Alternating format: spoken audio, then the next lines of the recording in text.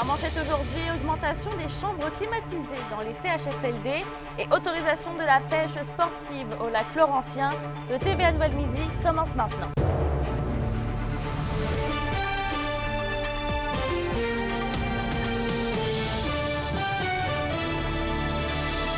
Bonjour tout le monde et merci d'être avec nous. De plus en plus de chambres sont climatisées dans les centres d'hébergement et de soins de longue durée selon un rapport. Par contre, Félix, la région recense un pourcentage assez bas. C'est exact, Mélissa. C'est seulement 35 des chambres qui sont climatisées en Abitibi-Témiscamingue selon l'Association québécoise des retraités des secteurs publics et parapublics. Et l'association insiste que c'est parce qu'il y a moins de vagues de chaleur ici dans la région que dans d'autres secteurs de la province. Mais ce qu'il faut savoir, c'est que ce sont les résidents eux-mêmes qui font la demande pour avoir leur chambre climatisée. Et le président de l'association me disait ce matin que dans la dernière année, c'est 29 personnes vivant en CHSLD qui ont fait la demande pour avoir leur chambre climatisée dans la région et ils ont tous reçu un retour qui était positif. Donc, on peut l'écouter à ce sujet. La principale raison que nous indique le CI3S de votre région, c'est à l'effet que les canicules sont moins fréquentes et moins prononcées chez vous, donc ce qui amène pas les gens à demander une climatisation. Il semblerait que ce soit la principale raison. Par contre, il y a eu dans l'année qui vient de passer, il y a 29 personnes qui ont fait la demande pour la climatisation, puis les 29 ont eu une réponse positive. Donc, je pense qu'il y a, il n'y a pas de situation de fermeture de la part du CI3S. Et drôle de coïncidence, Mélissa, on est en pleine vague de chaleur cette semaine dans la région, mais je parlais à un météorologue d'Environnement et Changement climatique Canada ce matin et il me disait qu'annuellement, en moyenne, il y avait quand même moins de journées dépassant les 30 degrés dans la région que dans d'autres secteurs, comme à Montréal, par exemple. Je vais vous revenir justement avec un reportage complet sur le sujet au TVA 18h. Merci Félix. Je vous en prie. Sur notre sujet maintenant, le lac Florentien de Val-d'Or sera de nouveau accessible pour une fin de semaine de pêche à la truite mouchetée les 9, 10 et 11 août prochains. Et pour assurer la protection des frayères naturelles de truite et prévenir la sédimentation, un nouvel accès a été aménagé dans le secteur nord. Une passerelle de bois est aussi installée pour la mise à l'eau des embarcations sans moteur et une limite de 3 prises par jour est permise pour les détenteurs d'un permis de pêche. Dans un autre dossier, la Société de l'autisme de l'Abitibi-Témiscamingue va présenter son 3e souper conférence le samedi 7 septembre prochain au centre de congrès de Rouyn-Noranda.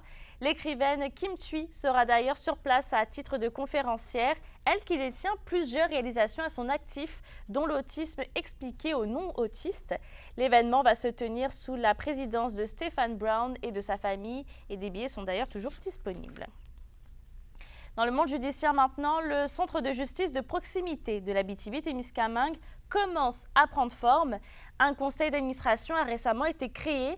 Les administrateurs tentent actuellement de combler le poste à la direction générale et le centre vise à offrir des services d'information juridique et de prévention pour encourager le règlement de différends. Le siège social sera situé à Amos. Le Québec compte 13 autres centres de ce genre à travers son territoire. Depuis hier, les motocyclettes et scooters non conformes sont dorénavant interdits partout dans la province.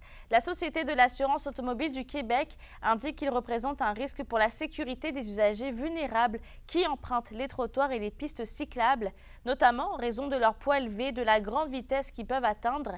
Et le co-directeur du club Acro-Vélo de Val-d'Or, Marc Tremblay, est rassuré de cette nouvelle réglementation, puisque selon lui, ces véhicules étaient dangereux pour les cyclistes et leur puissance mécanique endommageait les pistes.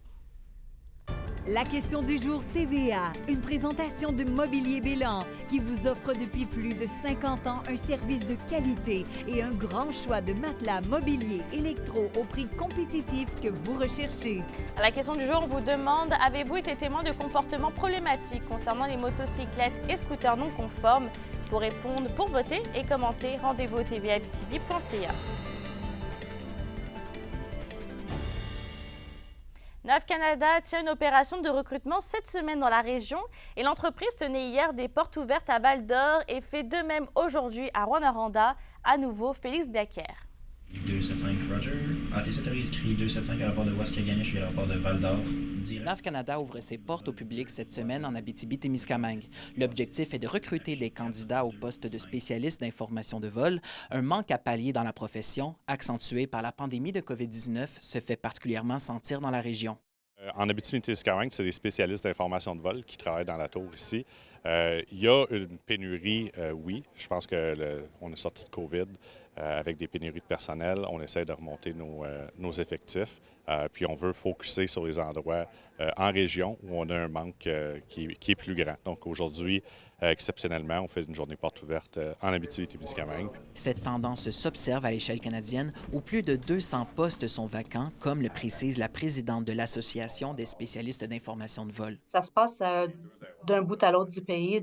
Moi, je suis la présidente pour le Canada au complet, donc dans toutes les régions, c'est assez difficile. Au Québec, on a une double particularité où on a besoin des gens qui sont bilingues.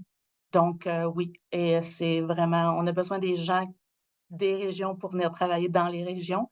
C'est la raison pour laquelle on fait les portes ouvertes cette semaine. C'est un métier qui reste somme toute méconnu aussi, selon Yann Tremblay, qui est pourtant essentiel au bien fonctionnement de la circulation aérienne.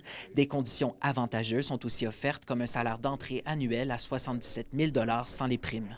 Un spécialiste d'information de vol, ce que ça fait au quotidien à un aéroport comme ici à Val-d'Or, c'est premièrement contrôler tous les véhicules qui sont sur l'aéroport, donc s'assurer que les véhicules sur les voies de circulation, sur les pistes, sont à un endroit sécuritaire.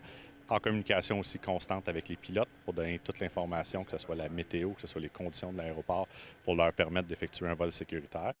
L'opération Séduction de NAV Canada se tient dans la région jusqu'à jeudi et ensuite les candidats retenus sont affectés à une formation de 6 mois à Montréal avant de revenir dans la région pour compléter leur formation sur le terrain. Félix Blaquière, RNC Nouvelles, Val-d'Or. Une dizaine de jeunes de la communauté de Picogan ont pris part à une expédition en canot cette fin de semaine. L'activité avait pour but de permettre aux jeunes de connecter avec leur identité et leur culture. Reportage d'Alexis Dumont. Ça s'est vraiment très bien passé, même que ça a surpassé nos attentes.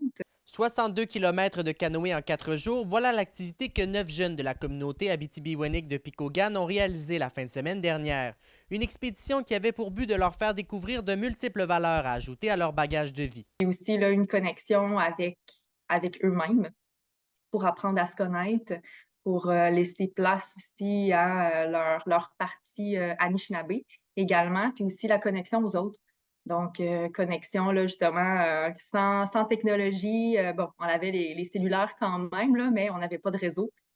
Donc, on était vraiment là, pleinement confrontés à nous-mêmes, à la nature et aux discussions là, qu'on pouvait avoir entre nous. L'expédition en plein air aura permis aux participants de se surpasser. Les jeunes, ils ont voulu participer aussi parce que je leur ai demandé, tu sais, c'est quoi l'impact que ça a eu sur eux autres. Puis il y en a qui disent, tu sais, c'était vraiment, ils se sentent plus fortes mentalement puis physiquement suite à l'expédition. Puis tu sais, c'est de dépasser leurs limites. Ils sont fiers d'avoir dépassé leurs limites aussi puis d'avoir ramé plus que qu'est-ce qu'ils en étaient supposés. Puis c'était vraiment beau de les voir aller aussi, là, les jeunes, de se dépasser puis d'être fiers d'eux autres, d'avoir accompli ça. Quelques activités étaient également organisées au courant du voyage afin de permettre à tous et chacun d'apprendre à se connaître. Donc, il y a eu des activités de partage, notamment là, les jeunes devaient nommer, remettre une étoile à un coéquipier qui faisait partie de l'expédition en nommant un bon coup qui avait été observé, en nommant justement là, quelque chose qu'il avait réussi à faire, un défi qu'il avait pu relever. Fait que c'était vraiment axé sur des cercles de partage, sur la discussion. L'une des organisatrices de l'événement, Ariane Plamondon, mentionne également que ce genre d'activité peut avoir un impact significatif sur les gens. En tant que personne qui est non autochtone, justement là, d'aller vers les communautés autochtones puis de se laisser transformer par eux parce qu'ils ont énormément à nous apprendre. J'ai beaucoup appris pendant tout ce processus-là. Je pense que des projets comme ça peut porter fruit. L'intention de réorganiser une activité dans le même genre l'an prochain est bien présente et l'engouement se fait déjà sentir pour une prochaine édition. Alexis Dumont pour RNC Nouvelles.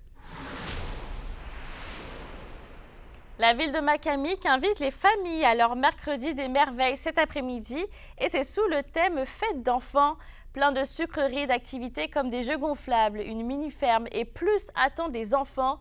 Tout le monde est invité à cette fête familiale et un souper hot dog sera offert à tous. Et en cas de mauvaise température, eh bien l'activité se fera au centre Joachim Tremblay.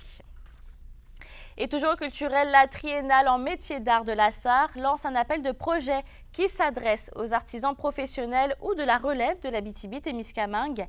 L'exposition, qui est présentée tous les 3 ans, vise à mettre en lumière les processus de création et d'offrir une vitrine aux différents métiers d'art d'expression.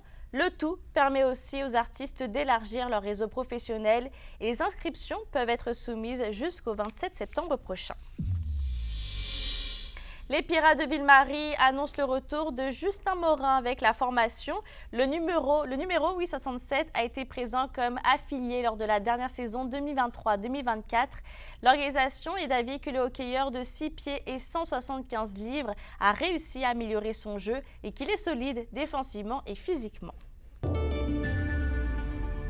À la météo, avant que le soleil n'arrive vraiment demain dans la région, pour aujourd'hui, on aura une alternance de soleil et de nuages avec un 30 à 40% de probabilité d'averse dans la région. Il va faire un maximum de 27 degrés. Pour ce soir et cette nuit, ce sera nuageux sur tous les secteurs avec un 30% de probabilité d'averse en Abitibi et il fera un minimum de 14 et 16 degrés. Merci d'avoir été avec nous ce midi. N'oubliez pas qu'on est sur YouTube et XTV Abitibi-Témiscamingue. Si vous voulez aller voir ou revoir les reportages ainsi que les bulletins de nouvelles. Sur ce, je vous souhaite de passer une belle journée et on se retrouve au TVA de 17h58.